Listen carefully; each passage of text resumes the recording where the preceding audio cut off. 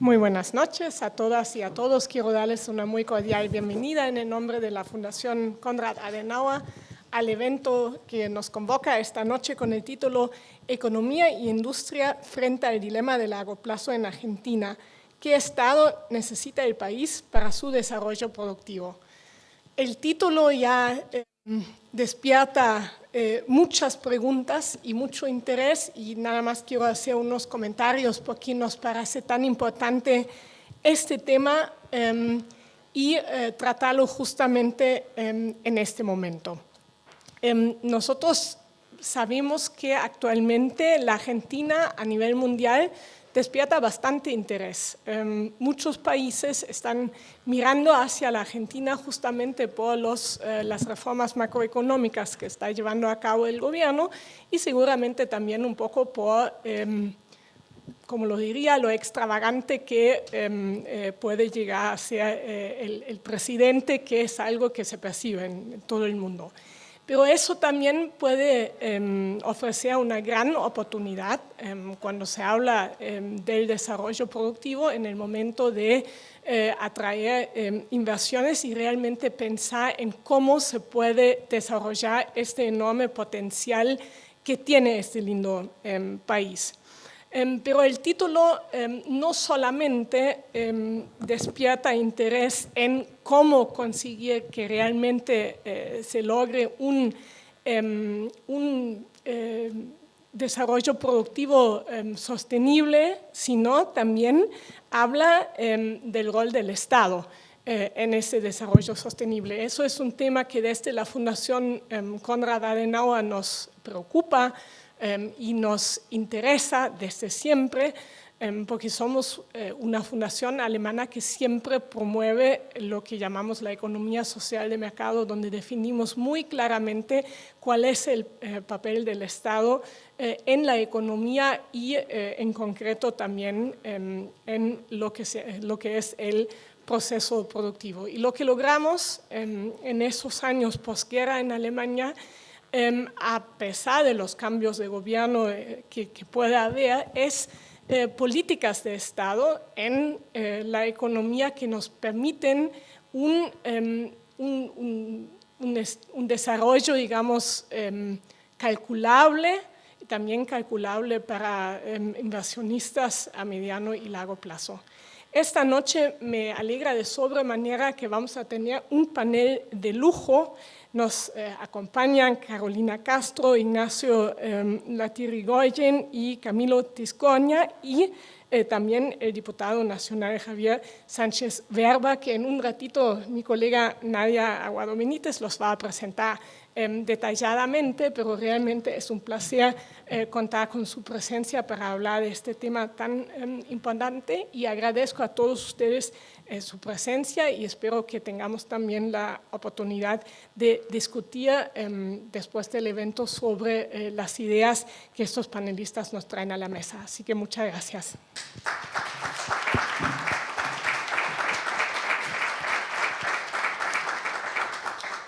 Muchas gracias, Susana. Les voy a pedir a los panelistas si se van acercando. Ignacio, Carolina y Camilo.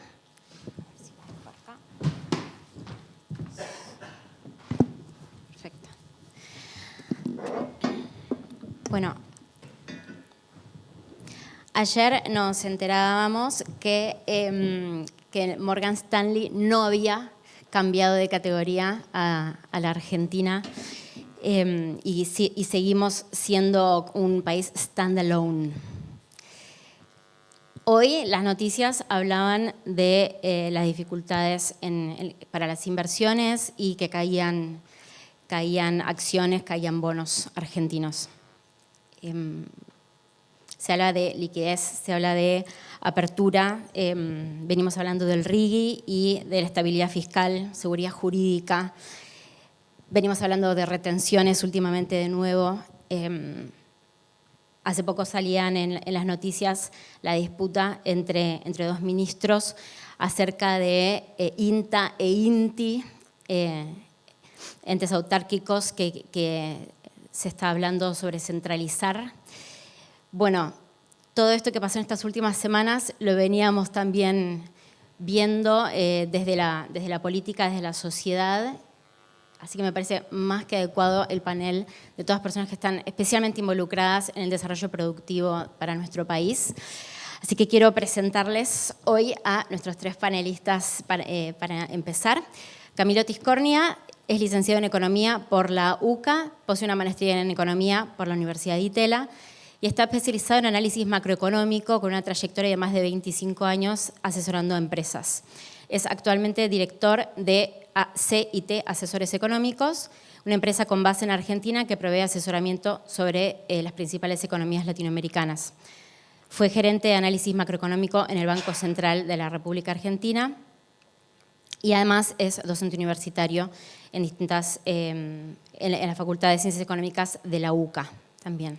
Y lo habrán visto en medios, cada vez que hay un tema económico aparece Camilo ahí respondiendo preguntas, como acá hoy, lo vamos a hacer responder preguntas.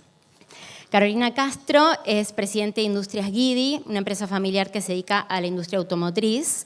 En 2018 fue Sherpa del Business 20, un foro global que realiza recomendaciones de políticas públicas a los países del G20. Y antes se desempeñó como subsecretaria PYME del Ministerio de Producción de Argentina. En 2020, el medio británico incluyó su nombre en la lista de 100 Women por contribuciones para avanzar la agenda de igualdad de géneros en Argentina y también ese año publicó su primer libro, Rompimos el Cristal. Carolina es licenciada en Ciencia Política por la UBA. Ignacio Lartirigoyen es ingeniero agrónomo con una sólida trayectoria en el sector agroindustrial. Desde hace más de 3 décadas lidera Lartirigoyen y Compañía, una de las compañías referentes en el desarrollo de redes comerciales y soluciones integradas para el agro. Fue asesor CREA y forma parte de directorios de diversas empresas agropecuarias, además de participar activamente en organizaciones del tercer sector como el Banco de Alimentos y es actualmente, desde hace 39 años, CEO, presidente de Lartirigoyen y Compañía. Creo que todos tienen mucho para hablar y para contar, pero quiero darle primero la palabra a Camilo para que nos pueda analizar la situación. Bueno, ¿qué tal? Buenas noches, muchas gracias por la invitación. Mi perspectiva va a ser, como mi perfil lo indica, la de un macroeconomista, especializado en temas justamente de macroeconomía, a los que me dedico hace mucho tiempo, analizando la realidad argentina hace mucho tiempo y la mundial, la inserción de la Argentina en el mundo en el contexto macroeconómico y como docente universitario de estos temas justamente, ¿no? De macroeconomía y economía monetaria. Obviamente que esta perspectiva, yo creo que es lo interesante de este panel, tiene que tomarse como complementaria, ¿no? No sustituye las realidades sectoriales, pero creo que la perspectiva macroeconómica, en mi opinión, es fundamental para entender la situación de la Argentina y cosas como las que contaba recién Nadia de este no cambio de MSCI de la calificación de la Argentina, porque yo creo que hay que tener un poco el presente la historia de la Argentina para poder entender en dónde estamos parados. La Argentina es un país muy singular desde el punto de vista macroeconómico. Tiene una volatilidad macroeconómica poco replicada en otros lugares. Hace muchas décadas, no es algo reciente esto. Tenemos un pasado extremadamente volátil y esa volatilidad ha terminado por provocar pobres resultados en distintas dimensiones de la vida social, particularmente en las condiciones materiales de vida de la Argentina, ¿no? Si uno trajera una persona de la década del 60, que haya sido joven y haya vivido los años 60 en la Argentina, la trae hoy y le cuenta y le muestra el panorama de pobreza que hay en la Argentina en esta época, yo creo que no lo creería. Si trajéramos a alguien de principio del siglo XX, creo que tampoco lo creería.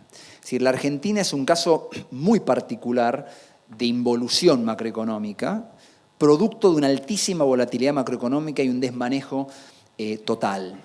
En donde yo escuchaba las palabras de Susana recién, que hablaba acerca de la característica de la economía social de mercado, que fue el enfoque que ayudó a Alemania después de la Segunda Guerra Mundial, con una discusión acerca del rol del Estado y como ella recién marcaba algo muy importante, ¿no? Políticas de Estado que permiten marcar un horizonte. Esa en Argentina no existe.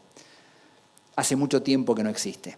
Es discutible cuando la Argentina empezó a diferenciarse de otros países comparables y a tener esta especie de característica bastante anormal de elevada volatilidad, muy discutible, pero en donde no hay discusión es que a partir de mediados de la década del 70 lo que empieza a pasar en la Argentina es algo bastante único.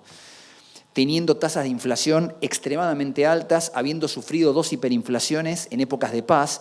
Las hiperinflaciones eran fenómenos asociados sobre todo a las guerras, por ejemplo la Primera Guerra Mundial.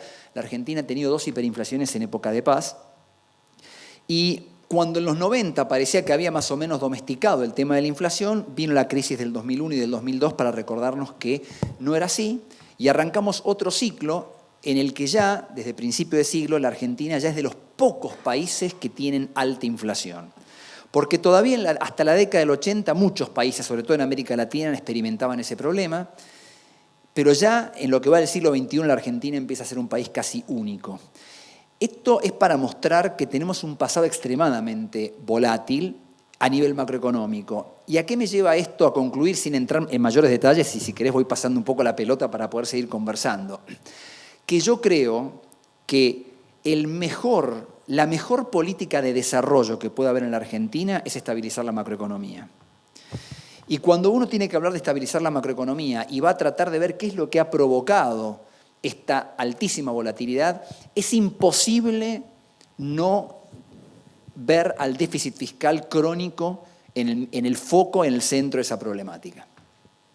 Entonces, yo creo que cualquier plan de desarrollo, cualquier programa que se quiera hacer, que sea sustentado en la Argentina, lo que requiere es entender que en la Argentina ha habido un desmanejo completo de las finanzas públicas, con un manejo completamente equivocado del Estado, exagerado para distintos lados, pero últimamente con una exageración en la ampliación del tamaño del Estado, y yo creo que hasta que eso no se pueda corregir es muy difícil que la Argentina pueda entrar en un proceso de desarrollo sostenido. Entrar en algo sostenido requiere mucho tiempo, pero algún día hay que arrancar y hay que dar los primeros pasos. Entonces, con esta perspectiva, yo creo que el gobierno actual, lo que viene haciendo en materia fiscal y lo que está intentando hacer para estabilizar la macroeconomía es sumamente valioso. ¿Es mejorable? Por supuesto. Hay cosas que son problemáticas y que habría que corregir, totalmente de acuerdo. Pero si no se incorpora, creo yo, a nivel político, que el orden fiscal es prioritario en la Argentina y eso se empieza a incorporar como una política de Estado, al estilo de las que decía Susan, yo creo que la Argentina no va a tener salida. Y debo decir, para mi tristeza, que yo no veo en la clase política todavía esa convicción.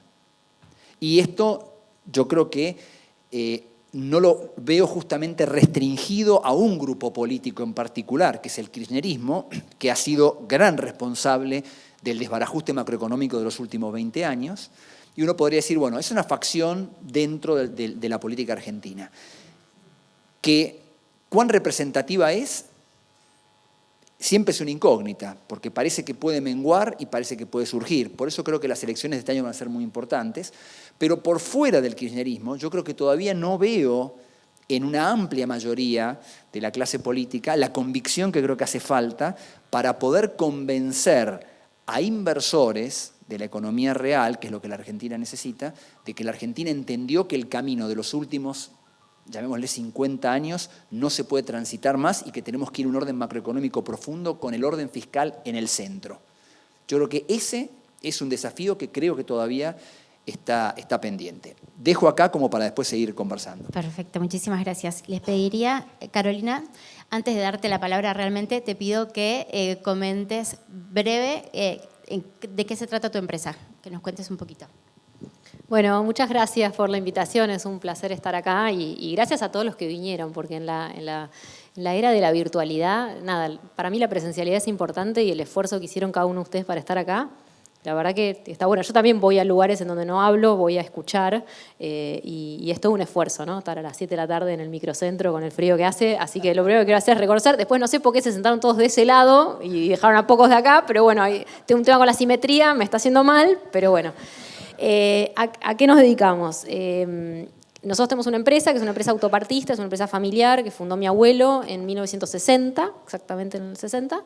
Le decía recién a Camilo, lo que hacemos es estampamos acero y soldamos conjuntos que hacen básicamente al habitáculo, a la carrocería de un vehículo. Entonces, nosotros, por ejemplo, dentro de la pickup Hilux, que es nuestro principal negocio, 100 componentes que hacen al habitáculo los hacemos nosotros y se los entregamos just in time a Toyota. Para hacer eso, tenemos 2 plantas industriales, una está en Bursaco, en zona sur, la otra está en Zárate, a 9 kilómetros de nuestro principal cliente, que es Toyota, y empleamos 640 personas. Y yo presido la compañía en coliderazgo con mi hermano, que es el CEO de la compañía, y con un equipo profesional que nos acompaña en la gestión. Buenísimo. Tu principal mercado entonces es Toyota, pero interno. Interno. Nosotros abastecemos a automotriz locales, también a Ford, también a Mercedes-Benz, y como somos una empresa de 65 años, hemos abastecido a todas las terminales en algún momento de la historia, en algún momento a todas a la vez. Los mercados van cambiando, hoy son esos los tres principales clientes. Buenísimo. Ignacio, te pido lo mismo, si nos contás brevemente de qué se trata tu trabajo, de qué se trata tu empresa. Hola a todos, buenas noches. Para presentar brevemente tengo que leer un poquito porque si no me olvido. Nuestra empresa es una empresa que tiene del 87, o sea, va a cumplir 40 años, 38 años. No es una empresa familiar, la empecé yo y bueno, no viene mi familia, es de origen agropecuario, pero de productor. Y la nuestra es una empresa que básicamente se dedica a comercialización. Hoy prácticamente todos nos dedicamos al agro, somos 1.350 personas trabajando en la empresa y tenemos, básicamente comercializamos productos agropecuarios, tenemos en la Artirigoyen y compañía 9 unidades de negocios que son compra de cereales, compra y venta de insumos agropecuarios, producción de siembras. Bueno, y después tenemos 9 inversiones significativas, además diferentes empresas que son casi todas pymes, como Tazara, por ejemplo, que se dedica a la producción de harinas, Alea, que hace prácticamente lo mismo que nosotros, pero en Necochea, y es el tercer exportador de cebada en la Argentina, Chemotécnica, que fabrica productos para agroquímicos para el agro, están cuestionados hoy. La Artirigoyen Aeromí comercializa Hacienda, Pampabio, que hace biodiesel, o sea, tenemos muy diferentes actividades. Patagonia Pet hace alimento para perros y Sitio Cero es un puerto que está en Necochea. Eso hace que sea muy dinámica, muy variable y que tengamos que estar todo el tiempo acomodándonos a diferentes escenarios. Pero como resumen, tenemos 5 plantas industriales, 22 plantas de acopio, 56 sucursales en todo el país, un centro logístico todo robotizado en Pehuajó y estamos en todos los eslabones de la cadena agroindustrial, como resumen. Buenísimo, perfecto, muchísimas gracias. Y ahora sí les voy a pedir a los dos, ya con un poquito más de tiempo para que se extiendan, en qué desafíos y oportunidades ven en el desarrollo productivo del país en la situación actual y también un poco alguna proyección a futuro, alguna idea que quieran darnos de qué necesitamos como país. Bueno, es fácil la pregunta. Desafíos hay un montón. El futuro es súper incierto, pero igual algunas ideas tenemos. Yo voy a tomar un poco lo que dijo Camilo para remontar de ahí. Coincido con todo lo que dijo, digamos, en términos de que una macro tan volátil, digamos, ha sido realmente muy difícil de sortear. Nuestra empresa tiene 65 años y bueno, lo dijiste en la presentación, yo soy politóloga de formación, entonces, bueno, siempre me interesaron los temas de la política, la historia en general y demás. Entonces, obviamente, me preocupé por entender qué le había pasado a nuestra empresa en estos 65 años. Y hice un libro cuando cumplió 50 años que contaba toda la historia. Y lo cuento porque cuando uno se mete en la historia de una micro, de una empresa en particular en la Argentina, nada, ves cómo la macro la fue afectando, digamos, hay un diálogo, hay una conversación entre la micro y la macro todo el tiempo, digamos, y eso es lo que pasa cuando hay una macro volátil, ¿no? Que tenés algunas que no logran sobrevivir, tenés otras que se tienen que reconvertir, como hablábamos con Ignacio hace un rato, y nosotros hemos tenido momentos muy duros, momentos en donde, cuando yo empecé a trabajar en la empresa en el año 2003, estábamos con personal suspendido, éramos 80 personas, había sido el 2001 fue el pico más bajo de empleo de nuestra historia, con estas 80 personas.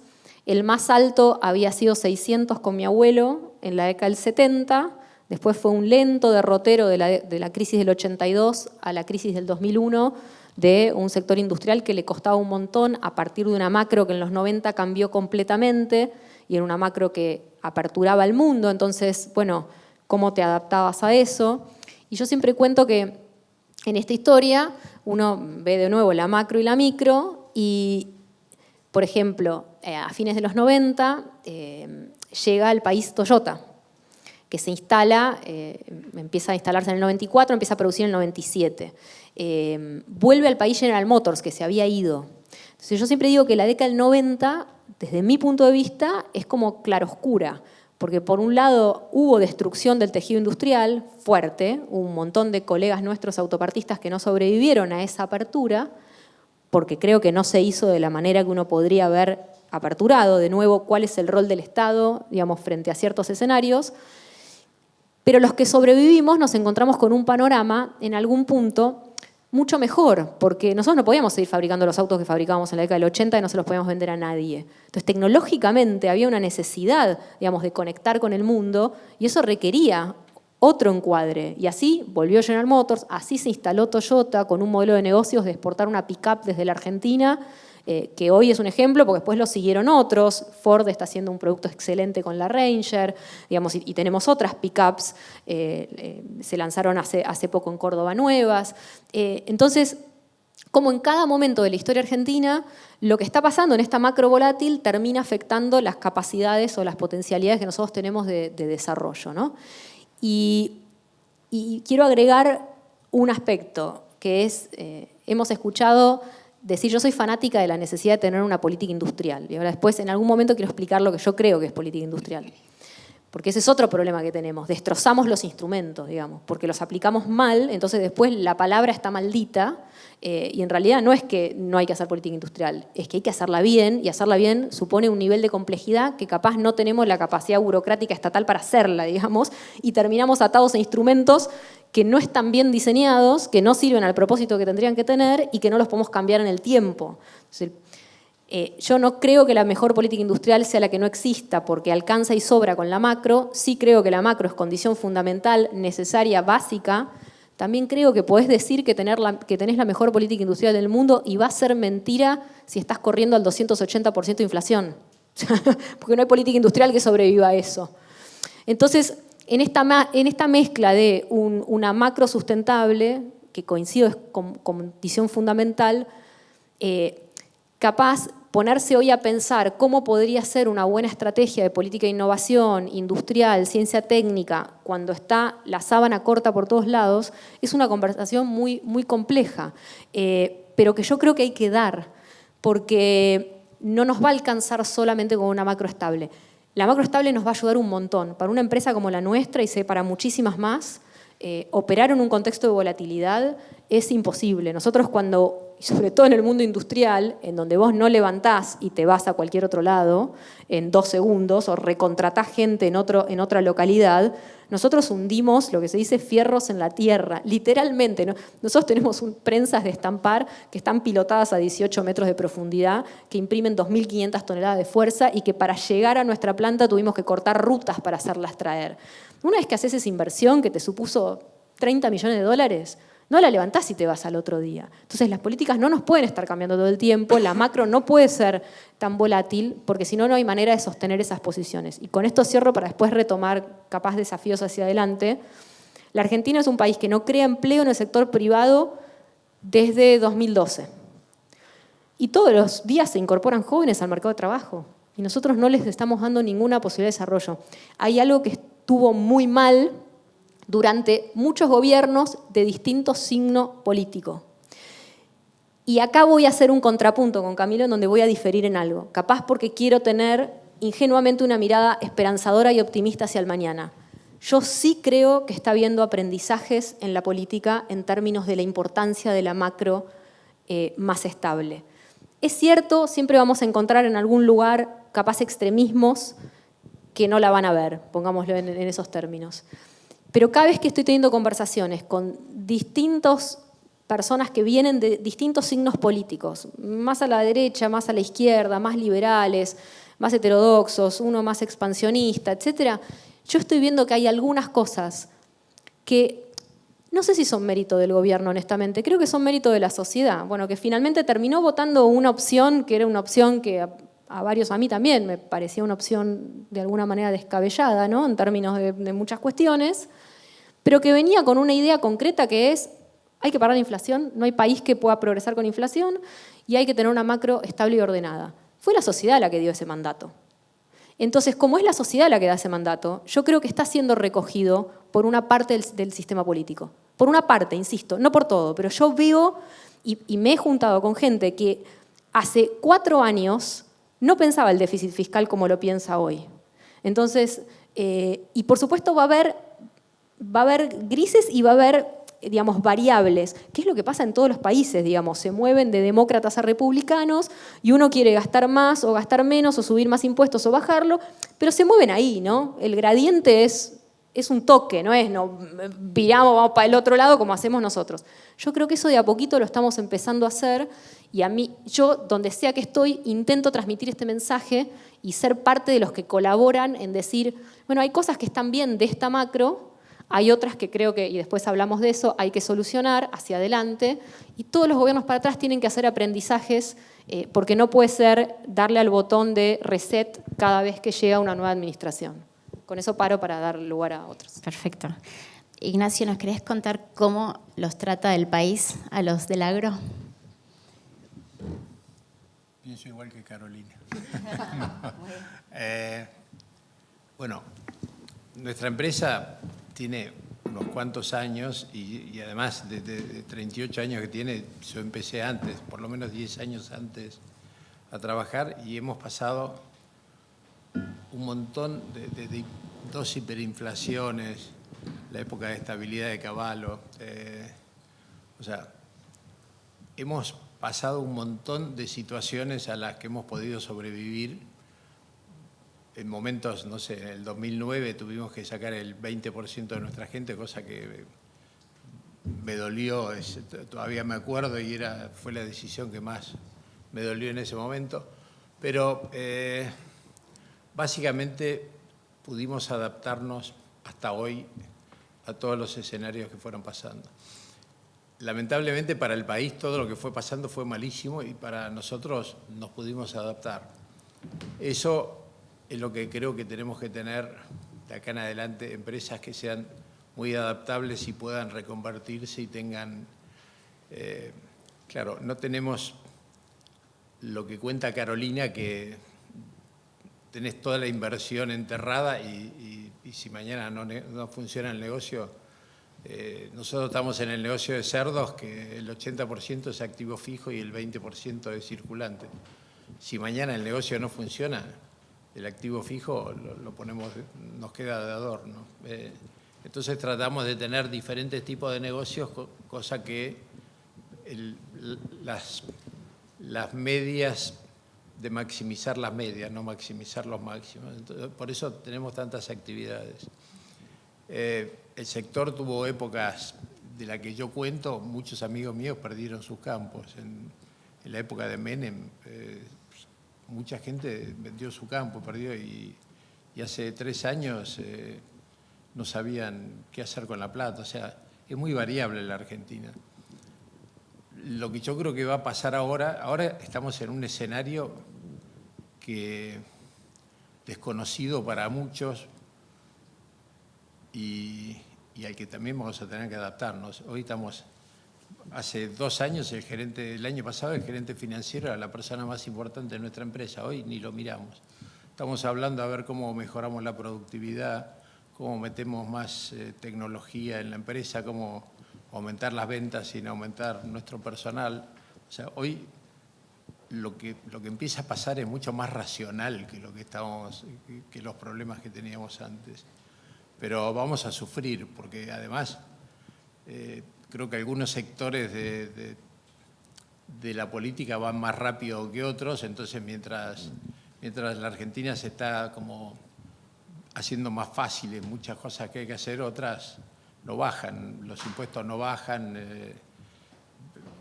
Creo que estoy haciendo una mezcla entre lo que es la empresa y lo que nos vas a preguntar después. Pero bueno,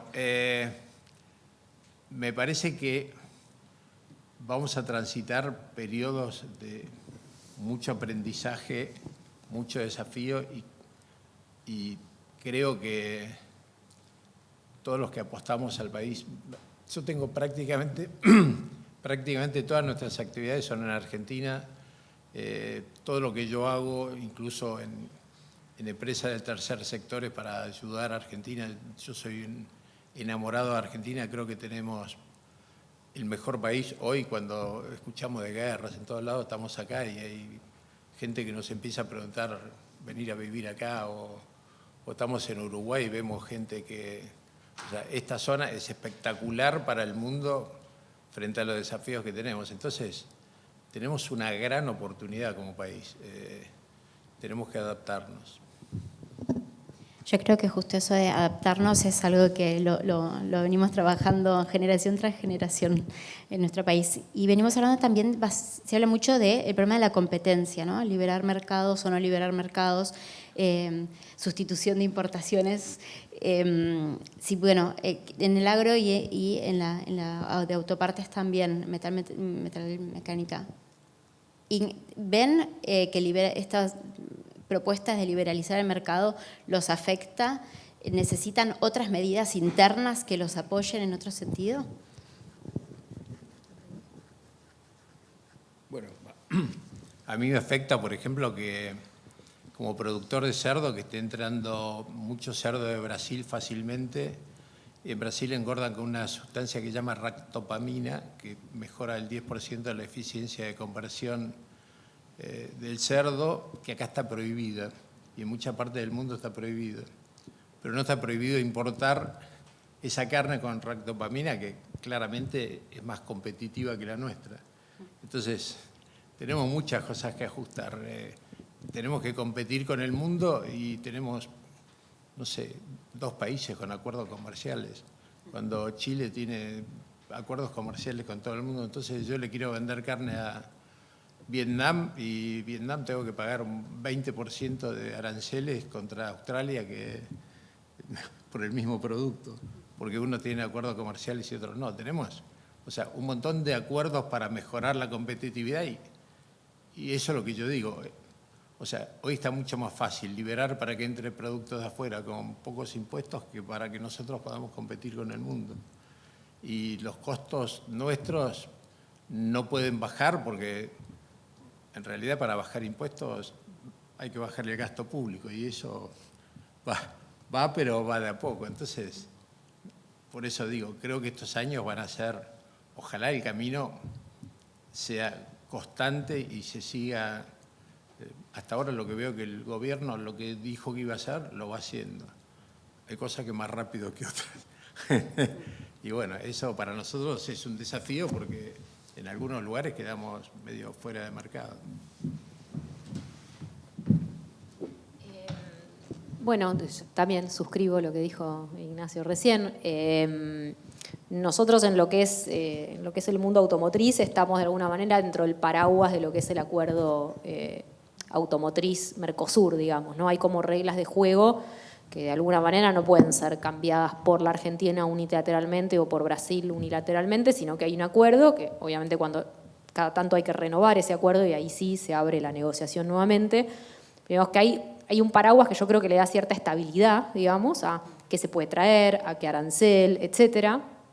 El sector nuestro es un sector, yo esto lo dije hace unos años, en donde es invertir o morir. O sea, estamos independientemente del contexto. O sea, si nosotros no invertimos, no hay manera de que podamos competir con autopartes que se pueden traer de otros lados. Entonces, nosotros hemos invertido en todos los gobiernos. La reinversión de utilidades que hacemos es muy alta, siempre de arriba del 85%. Siempre digo, mi abuelo los primeros 16 ejercicios reinvirtió el 100% de las utilidades, los siguientes ejercicios el 95%, y las empresas se construyen así, ¿no? Sobre todo en un contexto en donde nunca hay crédito. Entonces, si no te fondeás vos mismo esas inversiones, no podés crecer, cosa que veo como un problema para la Argentina hacia adelante. Los niveles de inversión no están bien, digamos, no son los que tendríamos que tener para poder crecer sustentablemente en el tiempo. Nos estamos comiendo capital, digamos, en todo sentido, desde obra pública, porque no se hacen caminos, rutas, infraestructura, puertos, etcétera, y las empresas que no invierten también. Pero nosotros estamos en una situación muy particular, en donde hemos tenido que invertir a lo largo de los años muy fuerte para mantener nuestro nivel de competitividad. Nosotros hace 10 años o un poquito más, en el área de soldadura trabajábamos con 4 robots de soldar. Hoy tenemos casi 70. En lo que es el área de estampado operábamos todo con prensas tándem, que son prensas que se manejan como manuales, digamos, para no entrar muy técnica, y hoy operamos con líneas robotizadas o prensas transfer, que son prensas robotizadas, digamos. Entonces, nuestro nivel de productividad creció un montón. Nosotros duplicamos volumen sin duplicar la cantidad de gente, porque robotizamos, digamos, y empezamos este trabajo hace un montón. Y acá yo quería dejar, si me permitís, capaz me voy un poquito del tema de comercio exterior, pero para responder lo que me dijiste antes respecto a los desafíos hacia adelante, a la capacidad de adaptación que Ignacio decía y flexibilidad que las empresas tienen que tener, yo le quiero sumar también de vuelta, pensando como hacia adelante, qué puede hacer la Argentina. Yo creo que Argentina tiene, en esto que es la carrera de la innovación y de la tecnología, que es lo que está pasando en el mundo y es la disputa, digamos, la disputa que hoy estamos teniendo a nivel comercial y geopolítica, digamos, tiene que ver con quién crea la tecnología del hoy y del mañana, en un cambio tecnológico que está siendo muy abrupto, muy fuerte. Yo creo que la Argentina no tiene que bajar los brazos en el sentido de, bueno, ¿qué nos queda por hacer? No, yo creo que la Argentina tiene 2 posibilidades en términos de desarrollo tecnológico. Uno, se puede transformar en el mejor aplicador de tecnologías que hagan otros, en muchos sectores. Y ahí hay toda una agenda de trabajo con las pymes, pero que de vuelta, para mí tienen una visión de un Estado que acompaña en eso, desde línea de financiamiento hasta centros tecnológicos, de transferencia, etcétera, etcétera. Pero imagínense las pymes del país aplicando tecnología para convertirse en empresas más productivas, más competitivas. Y después, por otro lado, crear tecnología. Yo creo que la Argentina tiene capacidad de creación y de inserción en el mundo a partir de ciertos nichos tecnológicos. No vamos a crear tecnología en todos lados. Pero hay lugares en biotecnología, por ejemplo, por mostrar uno, en donde la Argentina tiene capacidades. Y acá quiero volver a la macro. Cuando mi abuelo fundó la empresa, diversificó la producción. Hacíamos un montón de cosas, además de autopartes. Entre esas cosas hacíamos bienes de capital. Fabricábamos prensas. La misma prensa que usamos nosotros hoy, las fabricábamos en los 70 y las exportábamos a Venezuela, a Uruguay, a Brasil. Eran prensas que se fabricaron con ingeniería norteamericana, en joint venture que mi abuelo logró con una empresa de allá, y otras eran con ingeniería argentina, ingeniería desarrollada en Argentina de estas prensas, bienes de capital que eran realmente muy caros, o sea, es un producto de alto valor agregado. No pudimos sostener esas líneas de producción por la gran volatilidad de la macro. Teníamos un Estado que hizo un Banco Nacional de Desarrollo que nos permitió a nosotros comprar una lesadora, que cuando la instalamos era la lesadora de mayor capacidad de mecanizado del Cono Sur, que tuvimos que vender en los 90 a España, porque no podíamos seguir fabricando prensas. Yo traigo este ejemplo para traerlo al hoy. Creo que lo que a la Argentina no le puede pasar es seguir destruyendo capacidades productivas y tecnológicas. Entonces, en lugares, en nichos en donde todavía tenemos esa capacidad, por ejemplo en biotecnología, yo quiero un Estado atento de que esa capacidad se mantenga en el territorio argentino, de que no se venda, de que no se vaya a desarrollar en otro lado, porque no nos puede volver a pasar lo mismo. Digamos, el desarrollo no es solo una macro estable, es un empresariado que tiene capacidad de generar valor, de agregar tecnología, de crear tecnología. Y creo que tenemos muchas capacidades para hacerlo. El punto es que no siempre están dadas todas las condiciones que necesitamos para poder hacerlo. Y entonces sobreviven aquellos casos de esos que son los más adaptables, los más flexibles, casi como que tenés que ser el superhéroe del empresariado para sobrevivir. Y ningún país se desarrolla así, digamos. O sea, los empresarios somos gente normal, a veces hasta medio mediocres capaz, digo, no somos todos Steve Jobs, digamos. O sea, y está bien, el mundo no es solo Steve Jobs, hay gente normal que hace empresas. Necesitan un entorno apropiado para eso. Y ahí es donde me parece, y con esto cierro, que si vos querés tener, además de una macro estable, un proceso de desarrollo y políticas de Estado, necesitas un Estado capaz. Y un Estado capaz supone una burocracia capaz. Y nosotros, en este momento, lejos de estar construyendo ese Estado capaz, lo que estamos haciendo es destruyendo ciertas partes. Y no nos estamos quedando con lo mejor, con la crema de lo que hay el Estado, sino con lo que capaz no nos va a ayudar para tener esas herramientas o esos instrumentos complejos que yo digo que hay que desarrollar. Y eso para mí es un problema. Es mucho más fácil cerrar algo, destruir algo, que hacerlo mejor. Muchísimo más fácil es lo primero que lo segundo. Si en el INTA hay problemas de administración, de funcionamiento, de lo que sea, yo no soy un especialista, estoy segura que es mucho más complejo hacerlo bien que simplemente anularlo. Entonces tenemos que ir por la vía de lo complejo, no por la vía de lo sencillo, porque la vía de lo sencillo no es un camino al desarrollo, es un camino al subdesarrollo. Entonces eso es lo que a mí me está preocupando, sobre todo considerando que la Argentina es talentosa, tenemos mucho talento. No puede ser, yo quiero ser más ambiciosa, no puede ser que no podamos tener un Estado eficiente, que la respuesta sea hay que cerrarlo porque no funciona. Yo quiero que lo hagamos funcionar. Eso es lo que creo que ahí me falta el complemento a la macro, digamos. Camilo, tiene que haber un cuarto micrófono ahí, quizá en el hueco de algún sillón. Yo saqué Mira. tenías uno. Perfecto. Hola. Ahí está. Ahí te lo tienen que activar seguramente. No, para mí puedes hablar directamente. Y Hola. te lo activan. Bueno, se me ocurren varias ideas de las cosas que fueron comentando, ¿no? Pero en economía, digamos, en cualquier proceso se suele distinguir entre desarrollo y crecimiento, digamos, ¿no? Pero es muy difícil pensar que haya un proceso de desarrollo que uno intuitivamente piensa, digamos, si pensáramos muy sencillamente, ¿no? El crecimiento uno habitualmente lo vería asociado a una cosa más como material exclusivamente, y en el desarrollo habría cosas más cualitativas que van superadoras de lo exclusivamente económico, por llamarlo de alguna forma. Ahora, es imposible pensar en el desarrollo si no hay crecimiento económico. Es decir, tiene que haber una prosperidad material para que pueda haber un proceso de desarrollo. Y cuando entramos en los procesos de crecimiento, hay enorme cantidad de sofisticaciones en la teoría económica y en la evidencia empírica, pero para mantener la cosa sencilla, está claro que el crecimiento económico depende de la inversión. Y la inversión se financia con ahorro. Entonces, la única forma de poder tener un proceso de crecimiento es que haya inversión, como ellos estaban hablando, que han hecho en las distintas etapas de sus empresas para poder ir creciendo, y con eso han generado más producción. El ejemplo que decía recién Carolina, impresionante. Invirtieron en robotizar la planta y duplicaron la producción con la misma cantidad de gente. Ahora, para poder llevar a cabo esas inversiones, lo que se requiere es el ahorro de alguien que financie, o sea, tiene que haber crédito. Nunca va a haber crédito en una macroeconomía desordenada. En una macroeconomía desordenada, que es la que todos conocemos, el único crédito que hay es a 30 días. Es imposible financiar una unidad robótica o cortar una ruta para instalar esa máquina, no sé qué máquina tremenda que decía que tenés que traer, costó como 30 millones de dólares. O lograste, tu empresa ya tiene la historia y tiene las ganancias como para poder autofinanciarse, o necesitas crédito. Nunca va a haber crédito con una macroeconomía desordenada. Esto es tan sencillo como eso.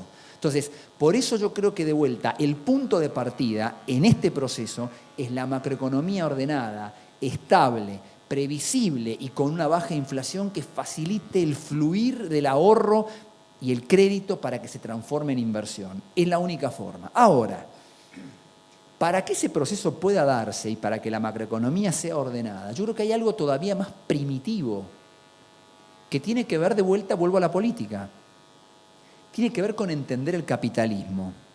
y asumir que el proceso de crecimiento, que va a estar en la base de un posterior, en todo caso, proceso de desarrollo, que podemos discutir cuántas cosas más abarca, pero que requiere el proceso de crecimiento, ¿quién hace esa inversión? ¿Dónde está esa inversión? Esencialmente está en el sector privado, no en el sector público. Estas cosas las va a producir el sector privado, las va a producir la empresa, y no las va a producir de buena voluntad, las va a producir si gana plata. Lo primero que tiene que entender la política es que las empresas quieren ganar plata y no está mal. Ese es el proceso virtuoso del capitalismo que permite que aumente la producción de cosas y el crecimiento de la parte material de la economía. Entonces, lo primero que tiene que reconocer la política es aceptar el capitalismo. En la Argentina estamos en una etapa todavía precapitalista.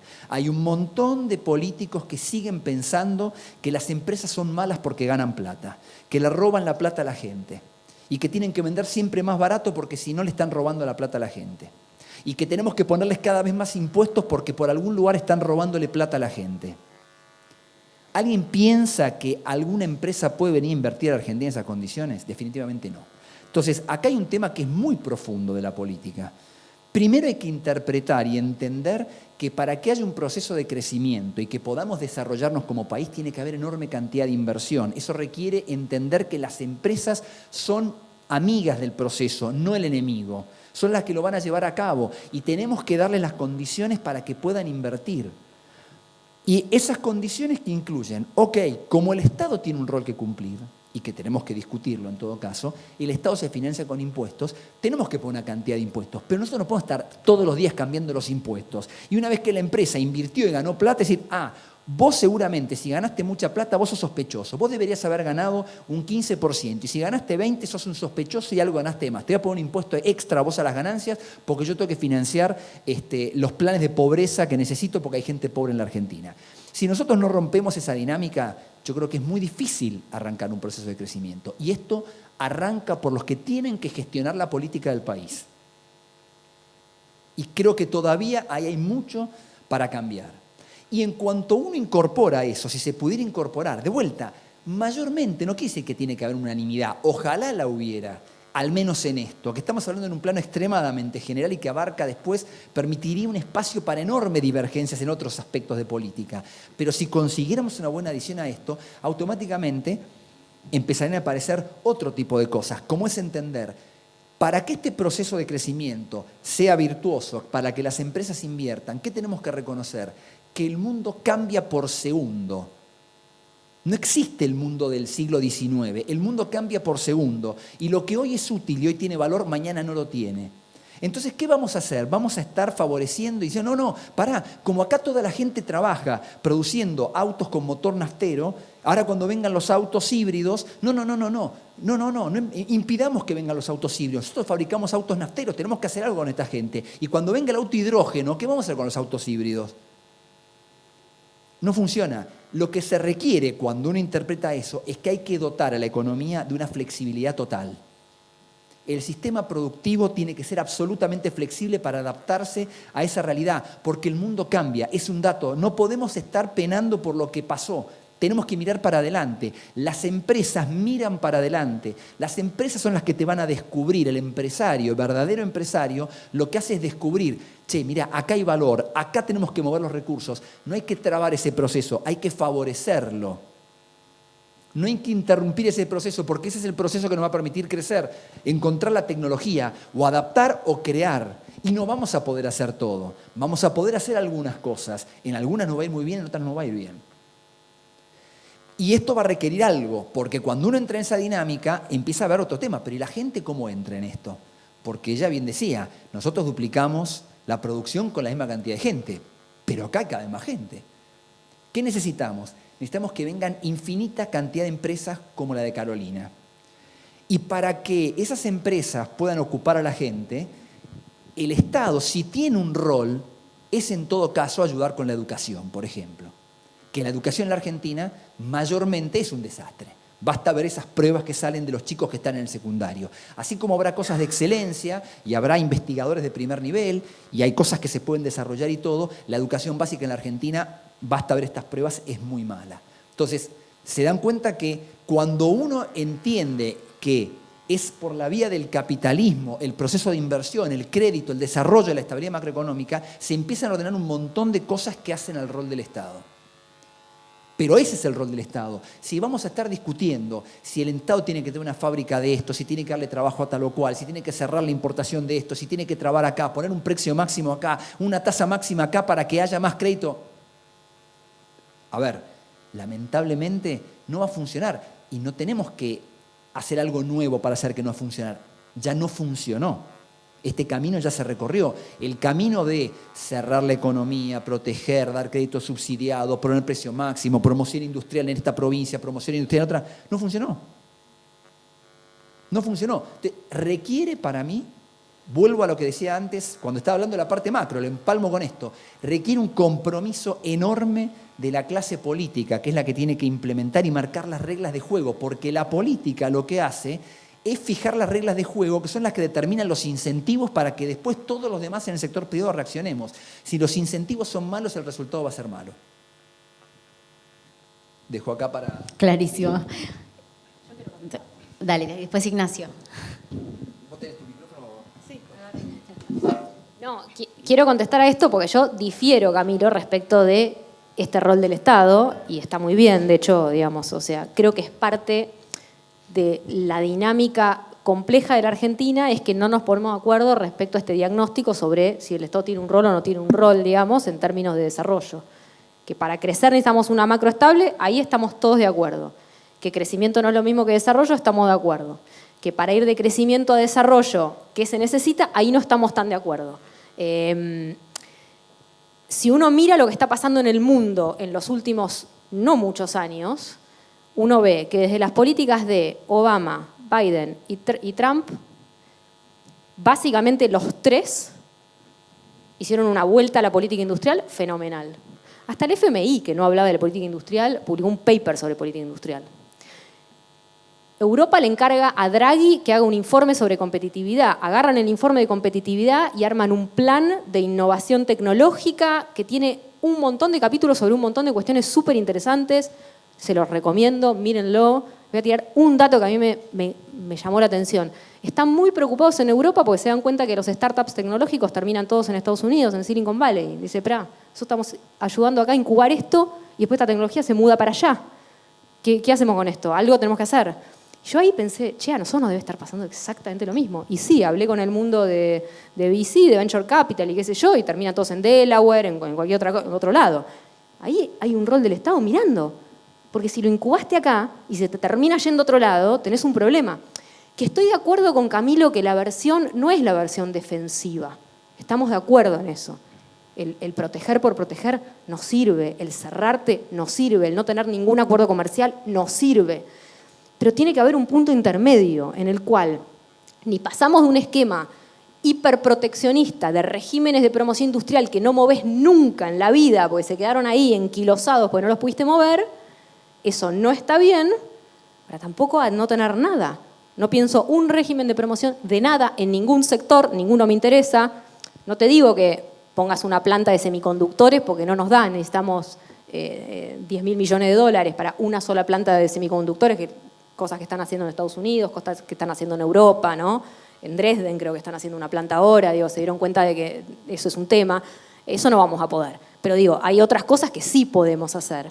Entonces me parece que no es ni de un lado, ni el péndulo hacia un lado, ni el péndulo hacia el otro, que es laissez-faire, que se arregle cada uno como pueda. ¿Por qué digo esto? Porque vos en el mundo no competís solo por tu capacidad empresarial, y coincido el talento de tu población, que ahí coincido también, tenemos un re tema en educación, recontra. Es más, si alguien me dice, tenés que elegir política industrial o educación, educación. ¿Okay? O sea, si hay que elegir, educación, porque estamos re mal. Pero vos competís en el mundo por tu capacidad empresarial, por el talento de tu gente y por la capacidad de tu Estado. Hoy estás compitiendo también con las capacidades de los estados de afuera. Porque Lula hace el Nova Industria y el Plan Mover. Yo tengo que competir contra un autopartista en Brasil que tiene acceso a financiamiento subsidiado. Entonces la respuesta no puede ser, no, yo no te lo doy porque no creo en eso. Pero pará, si del otro lado están compitiendo con eso, bueno, veamos qué hacemos, porque el mercado todavía no está, porque el ahorro todavía no está, entonces hoy no hay crédito para inversión.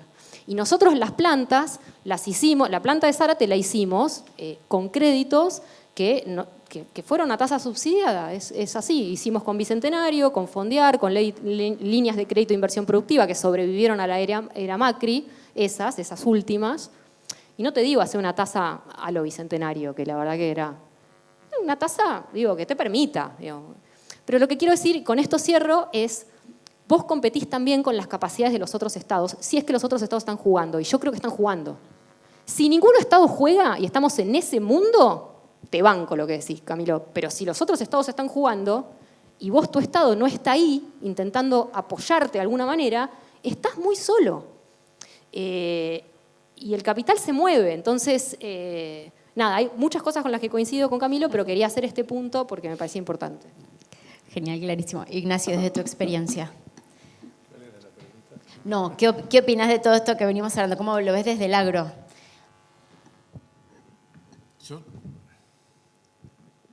Yo coincido con los dos para no quedar mal con ninguno. Pero claramente yo trato de ser práctico desde mi visión, ¿no? Y miro lo que puede pasar y lo que está pasando y trato de adaptarme. Evidentemente acá estamos yendo de un lugar para otro, de un péndulo a otro. Nosotros creemos queremos adaptarnos a seguir a Estados Unidos con nuestra política liberal, y Estados Unidos está mucho más proteccionista que nosotros. Nos queremos abrir al mundo casi ingenuamente, pero bueno, es lo que está pasando. Entonces, yo tengo que ver cómo hago mientras se genera esto para ir insertándome. Ahora, claramente, como dice Carolina, va a ser más difícil la inversión en este sentido, porque va a venir inversión que le aseguren buena rentabilidad, no sé, en sectores petróleo, está viniendo mucha inversión, pero no ves que viene una industria, se viene a instalar en Argentina. Y eso nos va a costar, y hasta que tengamos confianza. Las inversiones vienen primero por confianza, y si hay 300.000 millones de dólares de argentinos en el mundo que si no vienen, otra gente va a decir, ¿por qué vivir yo? Entonces, primero tenemos que mostrar nosotros que estamos dispuestos a invertir, y también tenemos que entender, en el medio tenemos gente muy fundamentalista que dice que hay que ir para un lugar, pero para mí lo bueno que está pasando es que hay un cambio cultural. El cambio cultural es clave. Hoy todos sabemos lo que es el déficit fiscal. Antes la gente no tenía ni idea lo que era déficit fiscal.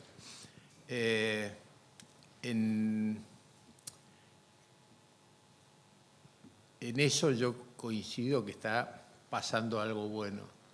No veo inversiones muy significativas y veo que, y creo como en un promedio, el Estado para mí tiene que tener un rol, tiene que conducir, tiene que ser, lo primero que tiene que hacer pero hay cosas básicas. Nuestro mayor competidor en muchos de los negocios es el negro, no es la eficiencia, es el negro. Yo puedo ser muy eficiente en producir un bien bajo 2% los costos por ser eficiente. El negro significa el 30% de incentivo para el que opera en negro. El otro día hablaba con un amigo que hace alimentos para perros como nosotros y me contaba lo que vendía en negro y todo lo que ganaba por mes. Lo que ganaba por mes era lo que se ahorraba DIVA. Y nosotros estamos ahí peleando con los números justitos y bueno, pero en eso yo creo que hay cosas que podemos hacer y básicamente para restablecer la confianza tenemos que tener todas reglas de juego parecidas.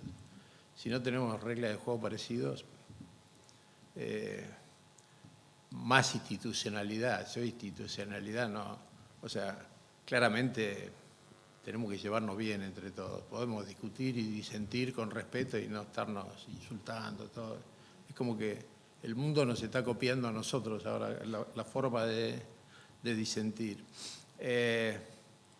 Y la otra, tenemos un enorme trabajo los argentinos porque no solo nos tenemos que ocupar de lo nuestro, sino yo me meto en educación o apoyo a los que trabajan en educación porque es algo que necesitamos y si Argentina despega no vamos a tener mano de obra o gente para lo que necesitamos. Eso es otro tema que creo que nos involucra a todos y todos tenemos que saber que son temas, pero para mí, institucionalidad, respeto a, bueno, justicia, una buena justicia es otro, tenemos muchísimo trabajo para adelante. Para mí estoy entusiasmado, pero cauteloso. Me parece que tenemos mucho trabajo y los políticos o la política va a entender cuando se lo lleven puestos los jóvenes, que son los que más copian estos modelos más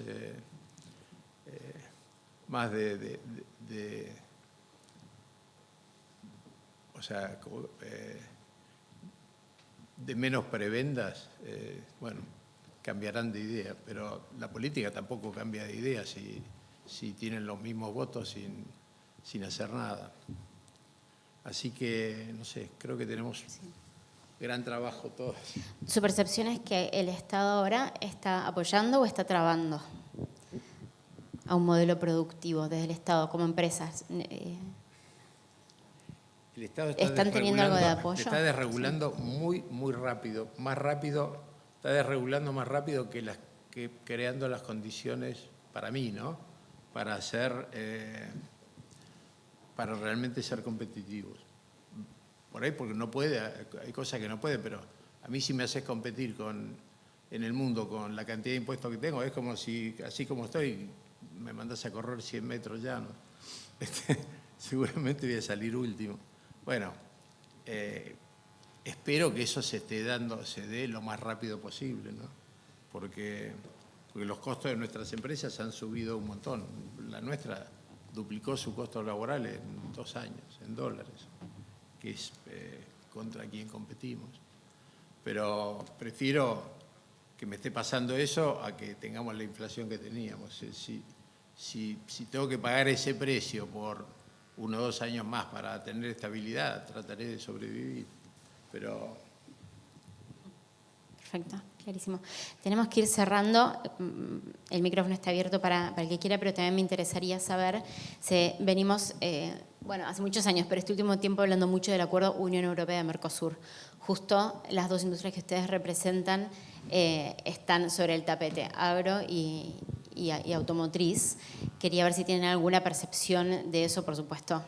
Camilo, ¿tenés seguro alguna idea también para aportar sobre cómo nos puede beneficiar? ¿Qué pros y contras ven desde sus respectivos ámbitos este acuerdo? Lo podemos aprovechar.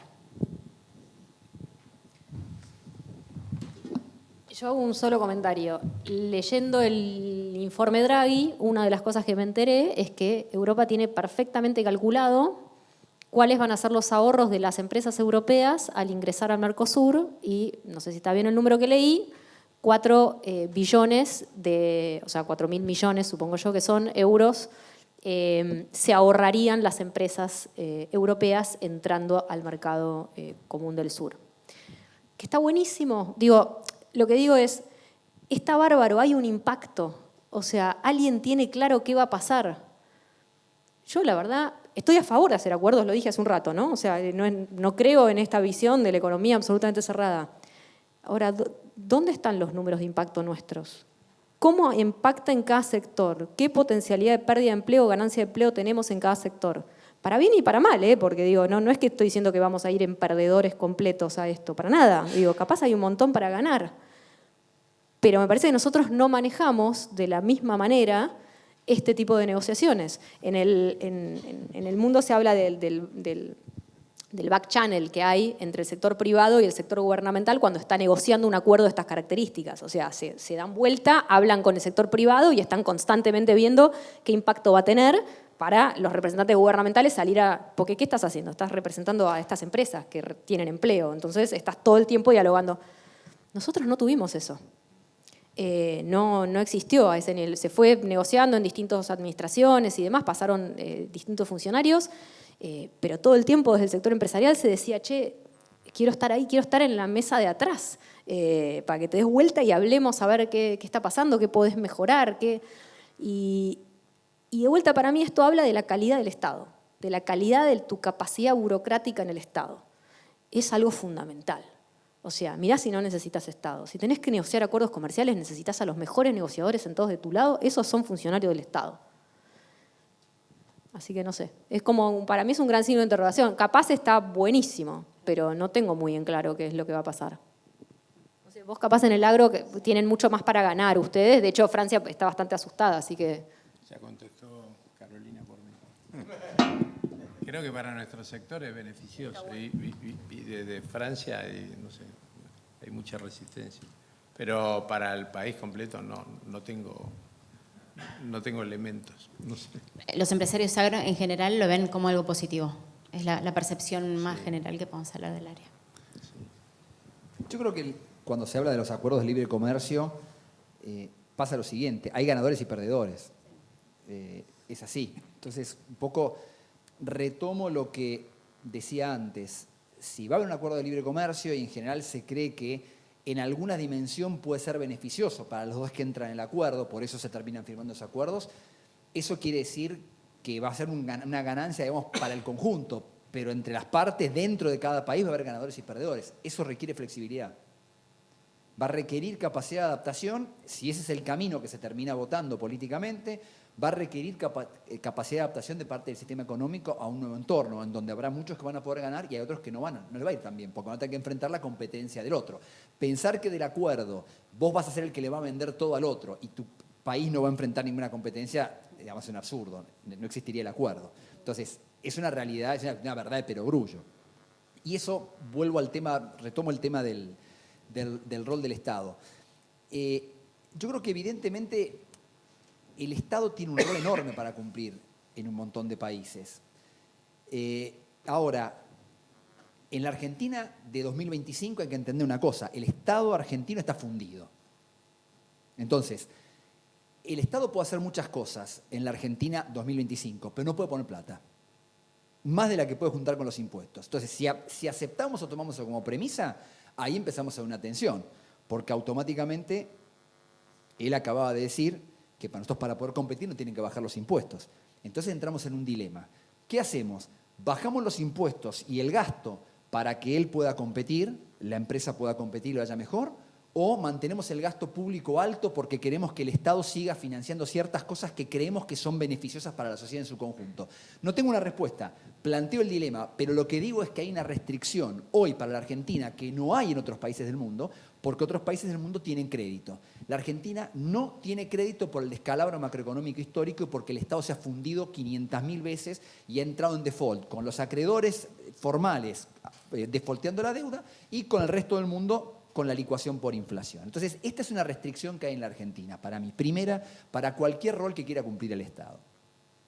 El segundo limitante, la segunda limitante, es que ya hemos probado muchas de las cosas que vos llamás política industrial durante décadas en la Argentina y no funcionaron. Entonces, habría que pensar si se cree que esas políticas pueden ser eficientes, ¿qué es lo que falló en el pasado cuando se las aplicó? La macro es una respuesta. Y la otra respuesta es que yo creo que hay una debilidad institucional. También. En que hay cosas que en otros países han podido funcionar, tal vez por un tema, llamémosle, moral de la población cuando logra acceder a la función pública, o llamémosle un tema institucional que logra hacer coincidir los intereses del funcionario de turno con los intereses sociales. Porque no nos engañemos, cuando uno dice, che, acá hay rol para que el Estado haga tal o cual cosa, acá el Estado tiene que hacer cual cosa, tengamos en cuenta que el Estado va a estar manejado y gestionado por una persona igual, con los mismos intereses que el que trabaja en el sector privado. Es decir, con la misma moral y el mismo esquema de incentivos que trabaja en el sector privado, va a ir a trabajar al sector público, si no hay algún tipo de incentivo que le obligue a decir, che, vos estás acá para controlar que esto sea así, no estás para pedirle una coima al tipo al que vos le tenés que controlar. Porque si la política industrial consiste en darle un beneficio y están, digamos, aliados el que supuestamente da el beneficio con el que lo recibe y se, digamos, enganchan turbiamente, perdemos todos. Entonces, hay un tema de diseño de la política industrial muy importante que en la Argentina yo creo que el test no lo pasamos. Entonces, ¿puede el Estado hacer política industrial? Insisto, la restricción para mí es presupuestaria, no puede poner plata. Esquemas de incentivos, de reglas de juego que favorezcan, todos los que sean necesarios, pero veamos el incentivo para el funcionario que tiene que ejecutar la política industrial. Clarísimo. Por mí estamos cerrando. ¿Algún comentario más? Bueno, les agradezco un montón a los tres. Les pido un aplauso, por favor. Muchísimas gracias. Los invito a bajar y ahora le voy a pedir a... ¿Sí? Perfecto, le voy a presentar a Javier, que nos va a dar también su análisis, ¿no? Como diputado nacional. Javier, el micrófono es tuyo. Te voy a presentar mientras tanto. Javier Sánchez Urba es licenciado en Ciencias Políticas y Relaciones Internacionales de la UCA, cursó la maestría en Economía en SEADE, oriundo de Trenquelauquen, en provincia de Buenos Aires. Durante la gestión de Mauricio Macri fue funcionario en el gobierno de la Ciudad de Buenos Aires y luego en el Senado de la Nación, en donde se desempeñó como secretario parlamentario del bloque del PRO. Además, fue director de la consultora Concilium y profesor universitario. En marzo de este año asumió como diputado nacional el reemplazo de Hernán Lombardi. Javier, gracias por estar acá y compartir con nosotros. Muchísimas gracias, Nadia. Muchísimas gracias a todos, a la Konrad Adenauer por invitarme y por darme el privilegio de ocuparme del cierre de este encuentro. Creo que después de esta exposición queda claro que el desafío de lograr un desarrollo en la Argentina no es solamente económico, sino que fundamentalmente es institucional, es político, es ver cuál es el rol que le asignamos al Estado en esta cuestión. Y me parece que, teniendo en cuenta que este encuentro lo organiza la CAS, me parece interesante repasar un poco cómo fue la experiencia de Konrad Adenauer y el resurgimiento de Alemania después de la Segunda Guerra Mundial. Creo que todos conocemos quién fue Konrad Adenauer, pero pocos probablemente conozcan quién fue Ludwig Ernst, que fue el ministro de Economía y sucesor luego de Adenauer, y fue quien se convirtió en el padre del milagro económico alemán, que me parece súper interesante traerlo a colación en esta discusión de cuál es el rol que tiene que tener el Estado para promover el desarrollo de una economía. Erhard asumió en 1949 como ministro de Economía y en una Alemania completamente dividida, herida por la Segunda Guerra Mundial y sumergida en una profunda crisis económica. Él estaba convencido que la solución no estaba en dividir, sino en multiplicar el producto social. Y asignarle al Estado un rol básicamente de control de las reglas de juego, como bien mencionaban los expositores. Su programa consistió en eliminar el déficit fiscal, que en ese momento era muy grande en Alemania.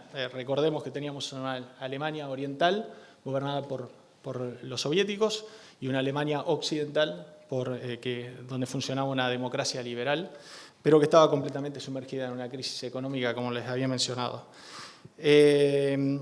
Su programa, como les decía, consistió en eliminar el déficit el déficit fiscal, eliminar el control de precios, eliminó también los planes de racionamiento para cambiar el sistema de incentivos, como bien mencionaba Camilo, y también limitó la expansión monetaria a la misma vez que cambiaban la moneda. Se implementó en ese momento el marco alemán. Pero no terminó ahí, y esto me parece que es un punto muy interesante que de alguna manera conecta con lo que planteaban sobre todo Carolina, que tiene que ver con que su plan económico se basó en el desarrollo industrial. Ese desarrollo industrial apuntó a los sectores más dinámicos de la economía y creo que en ese punto sí conecta con lo que planteaba Ignacio. Uno de los sectores más dinámicos de nuestra economía es el sector agropecuario. Yo vengo del interior, conozco de primera mano que es así.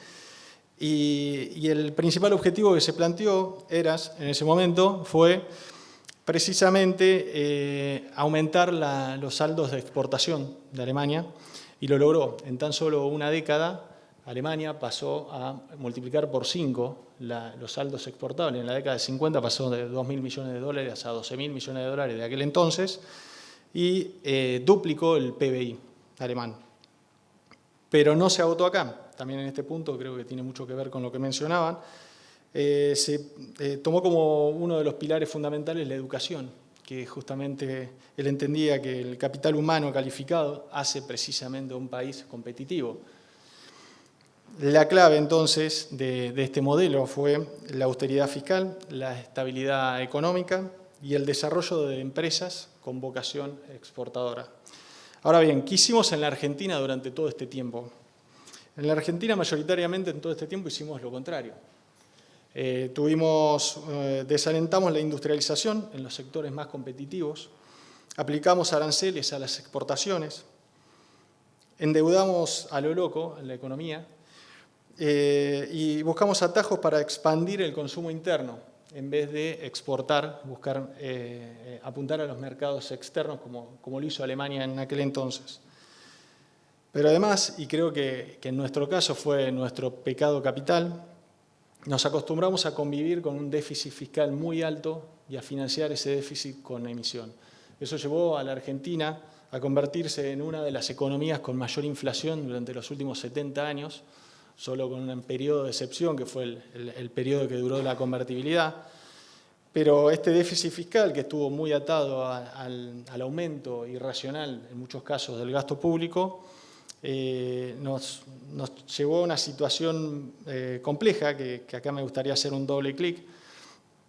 Después de la salida de la convertibilidad, de lo que fue la crisis del 2001, nos encontramos con una economía que, precisamente por la crisis que habíamos vivido, el salto devaluatorio que tuvimos en el 2001 por consecuencia de la salida de la convertibilidad, el gasto público llegó a ser del 25%. Tuvimos una economía por unos años medianamente equilibrada, logramos superávit gemelos, superávit fiscal y comercial.